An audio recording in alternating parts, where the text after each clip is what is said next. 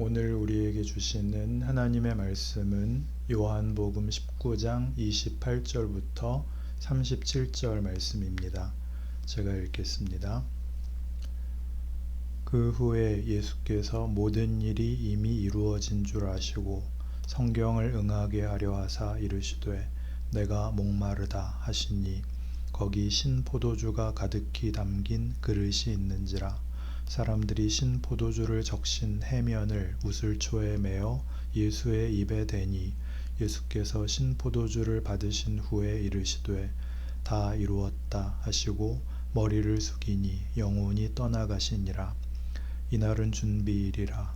유대인들은 그 안식일이 큰 날이므로 그 안식일에 시체들을 십자가에 두지 아니하려 하여 빌라도에게 그들의 다리를 꺾어 시체를 치워달라 하니 군인들이 가서 예수와 함께 못 박힌 첫째 사람과 또 그 다른 사람의 다리를 꺾고 예수께 이르러서는 이미 죽으신 것을 보고 다리를 꺾지 아니하고 그중 한 군인이 창으로 옆구리를 찌르니 곧 피와 물이 나오더라.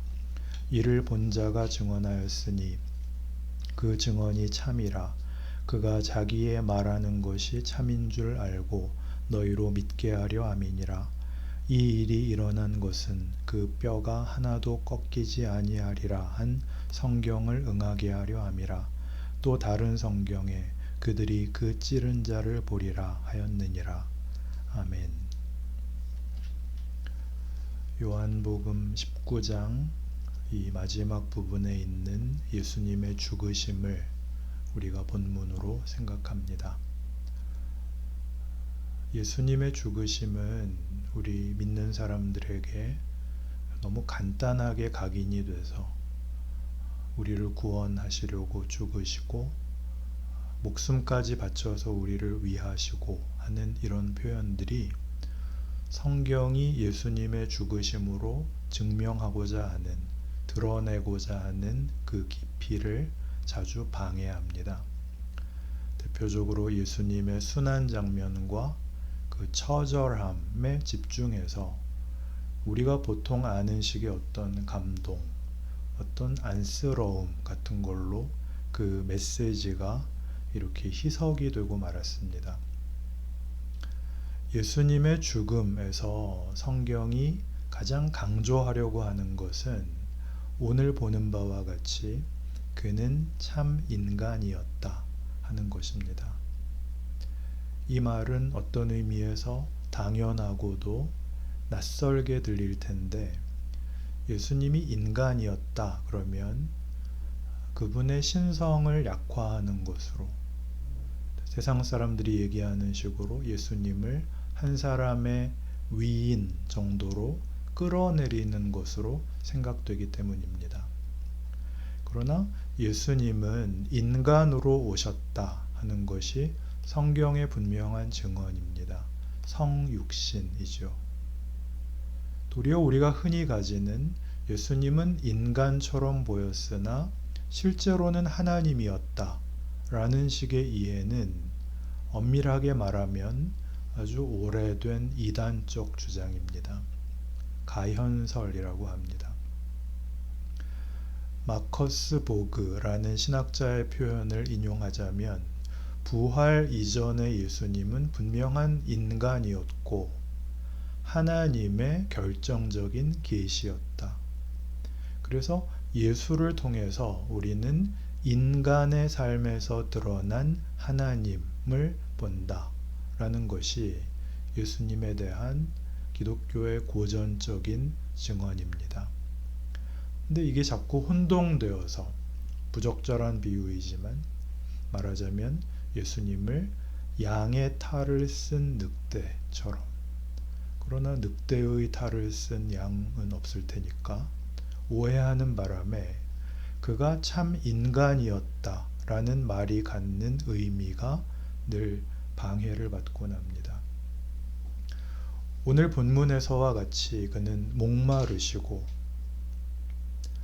그리고 다음 날이 안식일이라서 그 시체를 나무에 달아두는 것을 꺼리는 유대인들이 시체를 치울 수 있게 다리를 꺾어달라 하는 요청이 들어옵니다.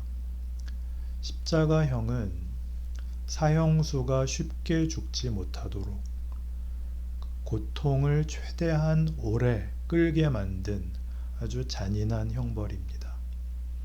역사학자인 마르틴 행겔은 십자가를 생명이 한 방울씩 빠져나가게 하는 극도로 잔혹한 야만인들의 사형 방식이라고 했는데, 양팔을 밧줄로 묶어 놓고 못을 박고 다리도 모아서 발판에 대고 묶어 놓고 또 못질을 해 놓은 건데, 그렇게 사람이 묶여서 이렇게 늘어지면 숨을 못 쉰답니다. 그래서 숨을 쉬려면 이렇게 허파를 끌어올려야 돼서 다리로 버팅겨야 되는데, 그게 최고의 고통이랍니다. 못 박힌 발을 힘을 써서 이렇게 축혀 세워야 되니까. 그래서 다리를 꺾어 놓으면, 그러니까 다리를 부러뜨리는 거죠. 그러면 이렇게 밀어 올릴 수가 없어서 금방 질식해서 죽는답니다. 아주 잔인하죠. 그래서 여기 다리를 꺾었다 안 꺾었다가 등장을 합니다. 예수님은 이미 죽으셔서 다리를 꺾지 않고, 그러나 확인을 위해 옆에 있던 병사 하나가 창으로 옆구리를 찌르자 피와 물이 나왔다, 이렇게 기록되어 있습니다. 이런 모든 잔혹한 기록을 성경이 남겨놓은 것은 그가 참 인간이었다, 우리랑 방불했다. 그것은 무슨 존재론이나 어떤 신분이나 지위에 관한 얘기가 아니라 실제적으로 한 인간이었다 라고 얘기를 하는 데에 성경의 초점이 있습니다. 예수의 죽음을 다른 식의 표현으로 하면 이렇습니다. 히브리서 5장 8절을 보시면, 찾아볼까요? 히브리서 5장 8절, 그가 아들이시면서도 받으신 고난으로 순종함을 배워서 온전하게 되셨은즉 입니다. 그는 도대체 왜 고난을 받아야 했고, 고난으로 순종함을 배우고서야 온전하게 되셨다라는 말은 무슨 뜻인가 하는 부분이죠. 우선 순종함을 배웠다는 게 무슨 뜻인가? 우리가 생각하는 식으로 하라는 대로 하는 것을 의미하는 건 물론 아닙니다. 생각을 해보면 성자이신 예수님은 부족한 것이 없습니다. 못할 것이 없습니다. 그런데 그런 분이 순종을 해야 된다는 것은 자기가 할 필요 없는 것에 매이는 자리에 왔다는 거죠. 그게 고난의 자리랍니다. 그 고난은 우리가 아는 대로 인간으로 오셨고, 사람들이 그를 알아보지 못했고, 그를 거부했고, 그를 모욕했고, 그에게 폭력을 행했고, 조롱했고, 드디어 죽였습니다. 이런 것들이 말하자면 받으신 고난으로 순종함을 배워서입니다. 그래서 온전하게 되셨답니다. 그러니까 여기에서 예수께서 온전하게 되셨다는 것은 그가 이 고난을 받음으로 진짜 사람이 됐다는 뜻입니다. 진짜 사람이 됐다는 건 하나님께서 우리를 만나서 우리와 대화하시고 우리의 진심을 들으시고 이해하시고 편을 드시고 그런 정도를 넘어 그가 친히 인간이 되셔서 인간이 가진 모든 약점들과 말이 안 되는 내용들을 본인이 이렇게 품으셨다는 얘기입니다. 히브리서 4장식으로 얘기하면 그는 우리의 연약함을 동정하지 못하실 리가 아니요 모든 일에 우리와 똑같이 시험을 받으신 이로되 죄는 없으시니라, 그렇게 되어 있습니다.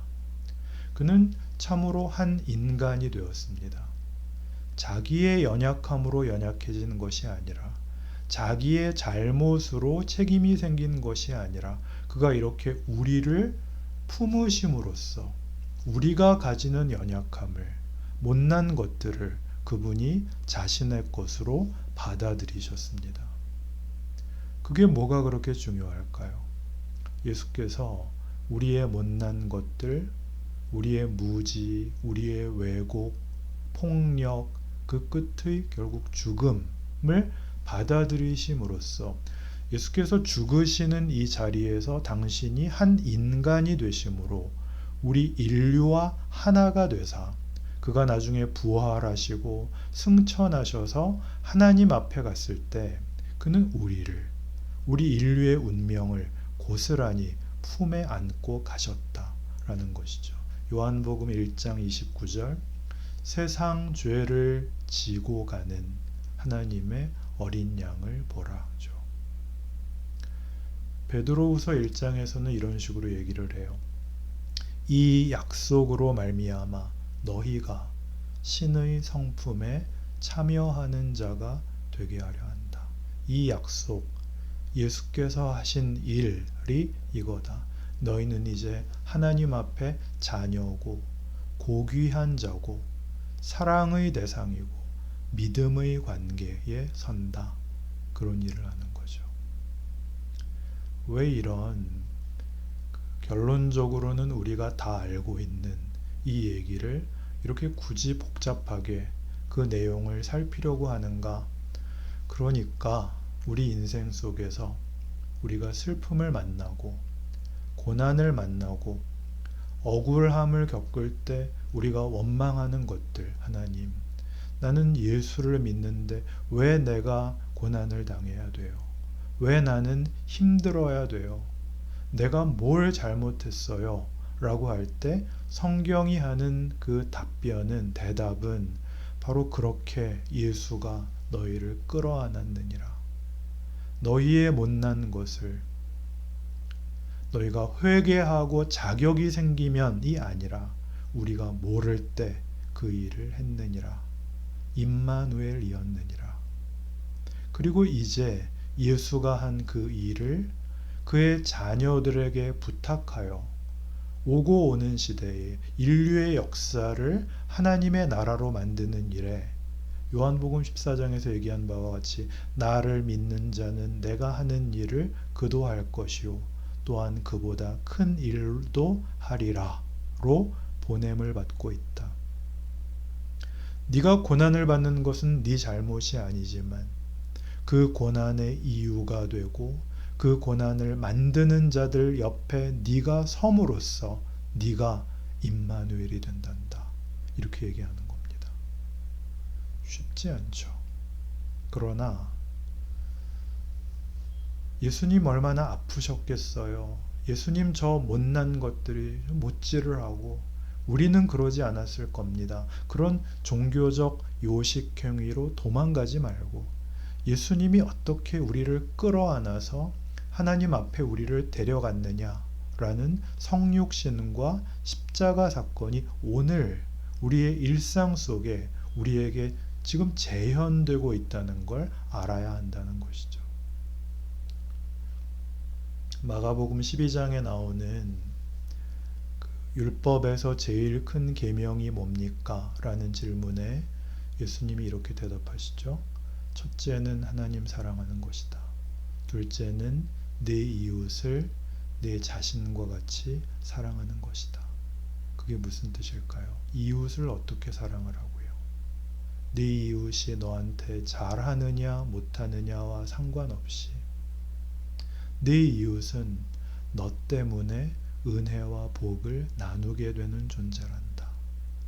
그러니 시비 걸고 싸우지 말고 아니면 밤낮 예수 믿는 사람들끼리만 모여서 쑥덕거리지 말고 너의 이웃의 옆에 가서 고난을 당해라. 이웃이 되라. 그런 얘기죠. 어려운 얘기고 예수 믿는 사람이 무조건 참아야 된다. 그런 얘기가 아닙니다. 그러나 하나님의 아들이 아버지의 뜻에 동참하여 아버지의 뜻을 이루러 그의 형상대로 만든 이 인류를 구원하러 사랑과 정성을 가지고 와서 뭘 합니까? 괄세를 받죠. 모욕을 당하죠. 그가 누군지 몰랐습니다. 자기들이 하는 일을 몰랐습니다.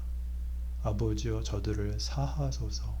저들이 자기가 하는 일을 알지 못하나이다. 우리 인생에 그게 딱 반복되고 있죠.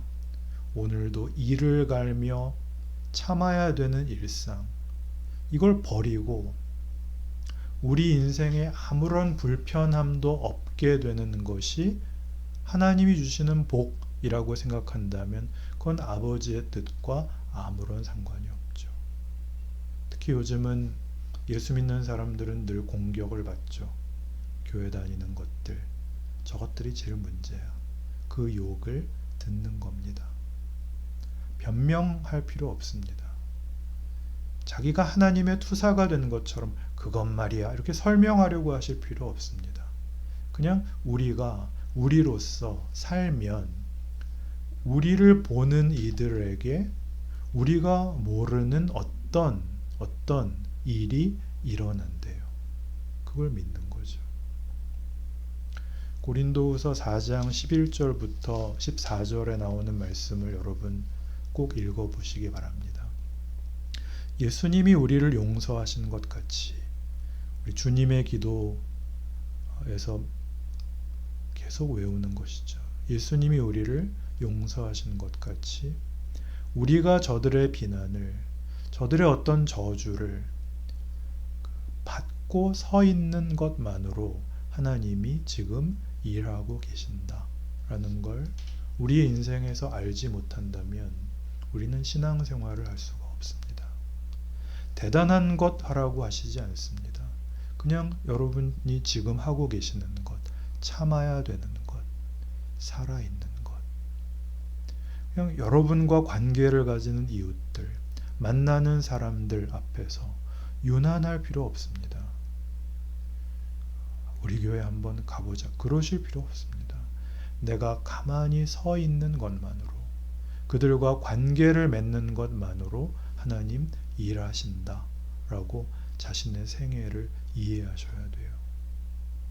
하나님께서 그 아들을 보내어 이런 식으로 그의 백성을 구원하며 그의 나라를 만드시는 것을 이제 오고 오는 시대에 그의 제자들, 그를 믿는 백성들을 통하여 일을 하시겠다라고 해서 우리가 이렇게 지금 보냄을 받고 있고 이렇게 존재하고 있습니다. 우리가 있는 자리가 임마누엘의 자리랍니다. 거기에는 하나님의 역사가 있고 용서가 있고 소망이 있고 명예가 있고 약속이 있습니다. 그 일을 저들이 납득하면이 아니라 저들을 설득해서가 아니라 예수님처럼 저들이 못 알아듣고 저들이 반대하는데 내가 서 있어서 그 역사가, 그 기적이 지속되고 연결되고 열매를 맺고 있는 것입니다. 우린 그런 존재예요. 하나님은 그렇게 일하세요. 구약성경 역사 속에서 모세의 생애는 그런 하나님의 일하심을 잘 보여주는데, 모세는 그 출생부터 자기 백성이 애굽의 노예일 때 노예의 자식으로 태어나죠.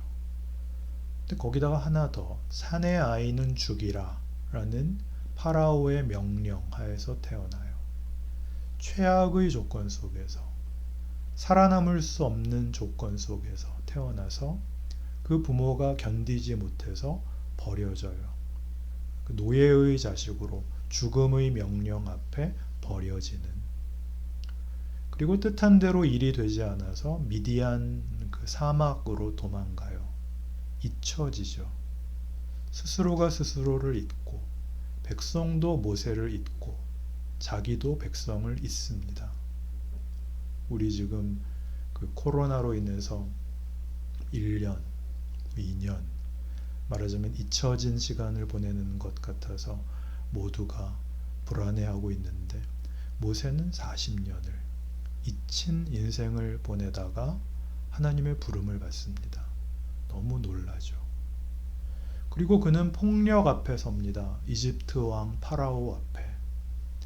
우리는 결과를 아니까 모세가 멋있게 굴었다고 생각을 하고, 쉽게 영화나 이집트 왕자나 그런 데 보면은 멋있게 모세가 나오지만 사실은 두려움에 떱니다. 바로를 만날 때마다 목숨이 위험했을 거예요. 말도 안 되잖아요.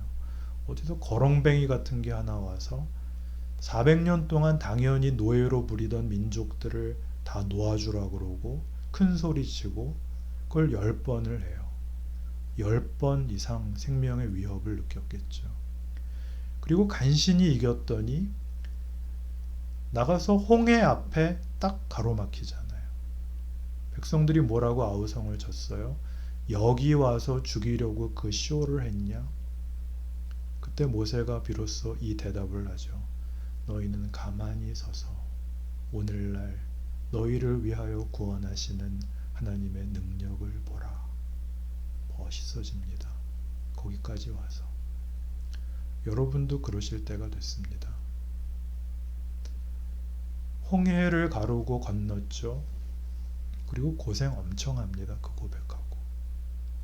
40년을 광야에서 생활하면서 백성들의 원망이 끊이지 않죠. 그들의 원망의 후렴구가 뭐였어요? 애굽으로 돌아가자. 왜 꺼냈냐? 이 고생시키려고 꺼냈냐? 이 짐을 모세는 고스란히 져야 돼요. 우리 마음 깊은 곳의 원망과 얼마나 닮아 있어요. 이러려고 믿었냐? 교회는 뭐하라고 다니냐? 왜 하필 작은 교회 다녀가지고? 자기들에게 일어난 일을 백성들은 몰라요.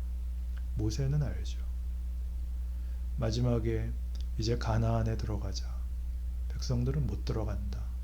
모세는 들어가자. 끝까지 못 들어간다고 해서 결국 너희는 다 여기서 죽어라가 됐죠. 너희 후손들이 들어간다. 너희는 다 광야에서 죽어라. 모세는 잘못한 게 없어요. 그러나 마지막에 별일 아닌 걸로 하나님이 트집을 잡아서 너도 같이 죽어라. 왜 그랬을까요? 너는 이들의 지도자야. 이들 중에 한 사람이야. 너는 이들과 같이 죽어. 그걸 모세가 알아듣습니다. 그러면 가나안에 들어가지 않고 광야에서 죽은 그 출애굽한 백성들은 전부 지옥 갔을까요? 천국 갔다는 거예요. 모세가 같이 죽어버렸잖아요. 모세가 그 중에 하나가 됨으로써 그 백성 전체가 구원을 받을 수밖에 없어요. 바로 그게 예수님이 하신 일이에요. 우리가 기억할 것은 모세가 그들 중에 하나가 됨으로 인해서 모세는 얼마나 고생했는지. 금송아지 사건 때 하나님 앞에 가서 빌고 원망하는 백성들은 돌로 치려 그러고 하나님 앞에 불평도해요. 나 못해 먹겠다고. 그를 위대한 지도자라고 하는 이유가 뭐죠? 그 백성을 살려냈기 때문이에요. 홍해를 가른 걸로 살려낸 게 아니라 40년 동안 그들과 함께 동고동락하며 짐을 지고 한숨과 눈물 속에 그 속에 자기의 자리가 있음을 아는, 그래서 죽음을 함께 한 것으로 이스라엘을 구합니다. 우리는 자꾸 나누려고 하죠. 잘 믿는 자와 못 믿는 자를 나누려고 하고 성공한 자와 실패한 자로 나누려고 하는데 성경은 그렇게 얘기하지 않고 있습니다. 그러니 하나님 사랑, 하나님이 나랑 당신을 묶으셨다를 아는 게 하나님 사랑, 이웃 사랑, 이 이웃 모두를 위하여 하나님이 나를 그들 옆에 보냈다를 아는 게 이웃 사랑입니다. 그리고 그것이 예수 믿는 믿음입니다. 신자의 신앙생활입니다. 이 위대한 길을 걸으시는 여러분의 현실이 되시기 바랍니다. 기도합시다.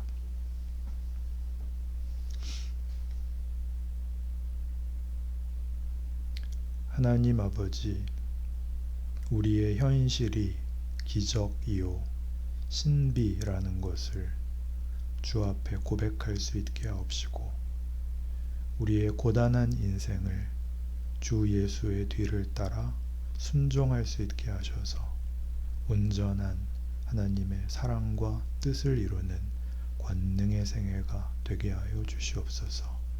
예수님 이름으로 기도합니다. 아멘.